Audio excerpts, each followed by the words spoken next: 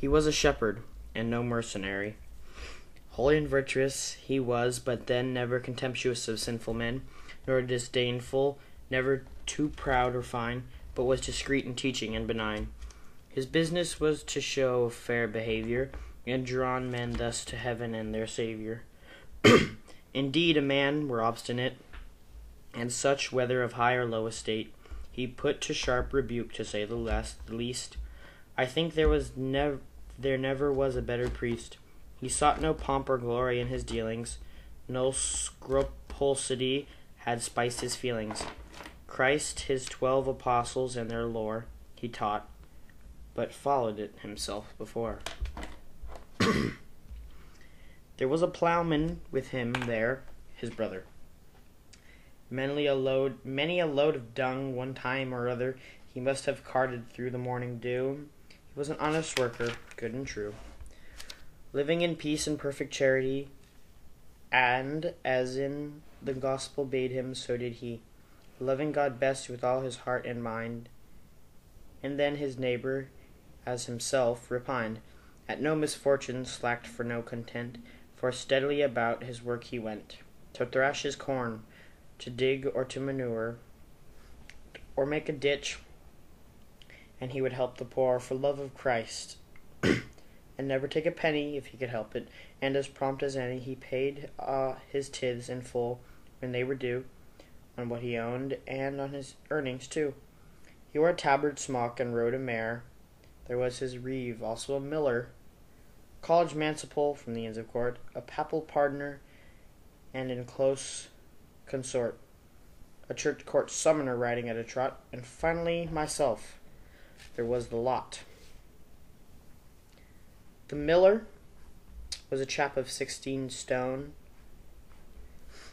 a great stout fellow, big and brown in bone. He did well out of them, for he could go and win the ram at any wrestling show. Broad, knotty, and short-shouldered, he would boast. He could heave any door off hinge and post, or take a run and break it with his head. His beard, like any sow or fox, was red, and broad as well as though it were a spade, and at its very tip his nose displayed a wart on which there stood a tuft of hair, red as the bristles in an old sow's ear. His nostrils were as black as they were wide. He had a sword and buckler at his side. His mighty mouth like a furnace door. A wrangler and buffoon he had a store. Of tavern stories filthy in the main, his was a master hand at sealing green.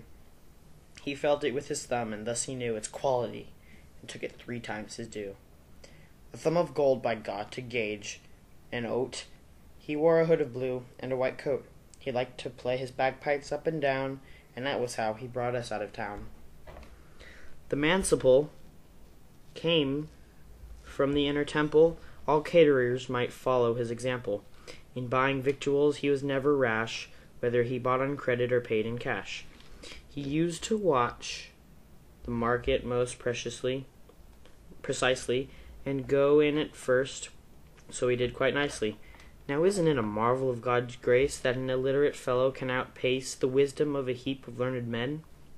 His masters, he had more than 30 then, all versed the abstrusest legal knowledge, could have produced a dozen from their college, fit to be stewards in land and rent, and game to peer in any England you could name, and to show him how to live on what he had, debt-free, unless, of course, the peer were mad, or be as frugal as he might desire, and they were to fit help about the shire. In any legal case there was to try, and yet this manciple could wipe their eye. The reeve was old and choleric and thin. His beard was shaven closely to the skin. His shorn hair came abruptly to a stop above his ears, and he was docked on top. Just like a priest, in front his legs were lean. Like sticks they were, no calf was to be seen. He kept his bins and garners very trim. No auditor could gain a point on him. He could judge by watching drought and rain, and the yield he might expect from seeds and grain. His master's sheep, his animals and hens, pigs, horses, dairies, stores, and cattle pens were wholly trusted to his government, and he was under contract to present the accounts right from his master's earliest years. No one had ever caught him in arrears, no bailiff, serf, or herdsman dared to kick. He knew their dodges, knew their every trick. Feared like the plague he was by those beneath, he had a lovely dwelling on a heath, shadowed in by green trees above the sword, a better hand at bargains than his lord. He had grown rich, and had a store of treasure well tucked away, yet out it came to pleasure his lord, with subtle loans and gifts of goods, to earn his thanks, and even coats and hoods. When young he'd learnt a useful trade, and still he was carpenter of first-rate skill. The stallion cob he rode at a slow trot was dapple gray and bore the name of Scott. He wore an overcoat of bluish shade, and rather long. He had a trusty blade slung at his side. He came, as I heard tell, from Norfolk, near a place called Baldiswell. His coat was tucked under his belt and splayed. He rode the hindmost of our cavalcade.